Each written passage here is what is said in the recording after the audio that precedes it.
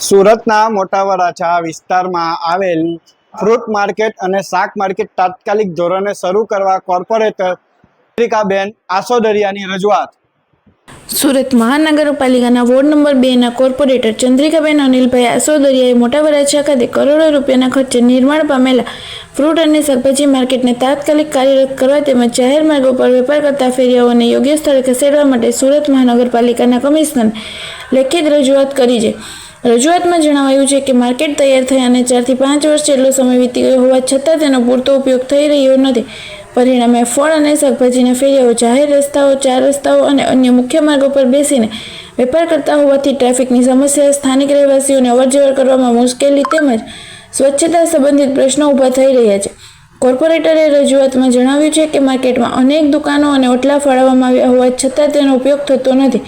લાંબા સમયથી ઉપયોગમાં ન લેવાતા ફાળવણીને રદ કરી નવા અને ઈચ્છુક વેપારીઓને નિયમ મુજબ ફાળવણી કરવામાં આવે તેમજ તમામ વેપારીઓને માર્કેટમાં સ્થળાંતર કરવામાં આવે।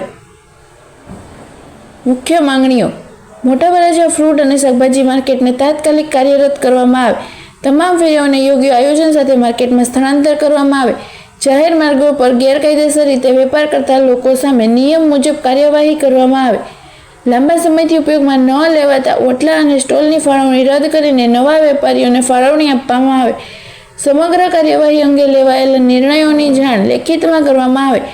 કોર્પોરેટર ચંદ્રિકાબેન આસોદરિયાએ શહેરમાં ટ્રાફિક વ્યવસ્થા સુધારવા, સ્વચ્છતા જાળવવા અને કરોડો રૂપિયાના ખર્ચે બનેલા માર્કેટનો યોગ્ય ઉપયોગ થાય તે માટે મહાનગરપાલિકાને તાત્કાલિક કાર્યવાહી કરવાની માંગ કરી છે।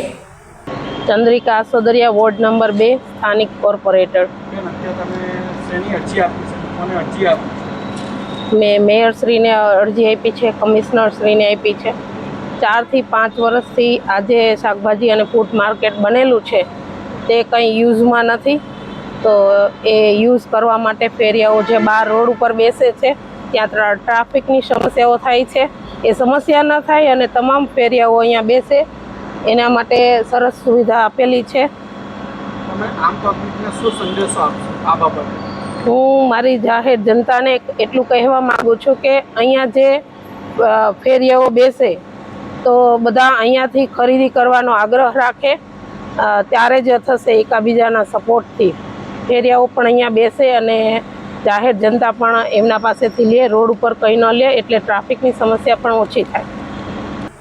કેમેરામેન હિમાંશુ સાથે હર્ષિલ ધોળકિયા, સમય મિત્ર ન્યૂઝ, સુરત।